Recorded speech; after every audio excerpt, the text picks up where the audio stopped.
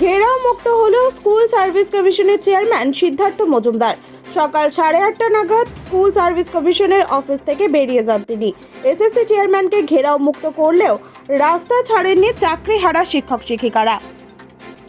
সেই কেসটার জন্য কালকে রাত্রি থেকে আমাদের কাছ থেকে ওপর থেকে একটা আবেদন এসছে চেয়ারম্যান স্যারের পক্ষ থেকে, যেহেতু উনি পার্টি ওনাকে যেতে হবে আর কেসটা যেহেতু আমাদের কাল রাতের আবেদন এসছে, আমরা সবাই মিলে আলোচনা করেছি ছাড়া উচিত একটু পিছিয়ে।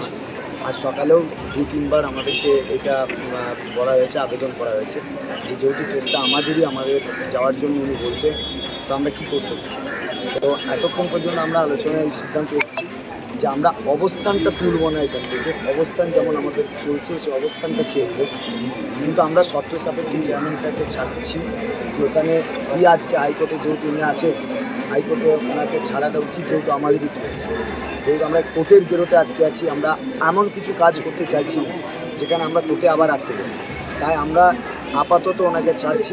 আমরা এখনও ডিআই অফিসে যে লিস্ট দিয়েছে অর্থাৎ যোগ্যদের যে তালিকা দিয়েছে সেই তালিকা আমরা এখনও পাইনি, শুধু নোটিফিকেশানটা পেয়েছি। সেই তালিকার জন্য আমরা ওয়েট করব। আপাতত আমরা যেহেতু ওনার কোর্টের কেস আছে, উনি বারবার আবেদন করছেন, আমরা এমন কোনো কাজ করতে চাইছি না যেখানে আমাদের পক্ষ থেকে কোনো অসহযোগিতা থাকে এবং সেটা পরবর্তীকালে ইস্যু করা যাবে। আমরা শর্ত সাপেক্ষে ওনাকে আজকে যেতে দিচ্ছি কোর্টে। আমরা শর্ত এটাই যে যেন বাজার পর মানে হাইকোর্টে উনি আসুক, হাইকোর্টে যেন উনি হাইকোর্টে পজিটিভ রিপ্লাইটা দেয়, একটা হাইকোর্ট যেটা চাইছে সেই সাপেক্ষে চলুন।